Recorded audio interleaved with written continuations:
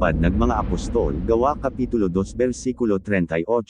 Ikalawang mga taga-Korinto Kapitulo 11 versikulo 3. Ngunit ako'y natatakot, baka sa anumang paraan, kung paanong si Eva ay nadaya ng ahas sa kanyang katusuhan, ang inyong walang malay at malinis na mga pag-iisip na kay Kristo ay pasamain.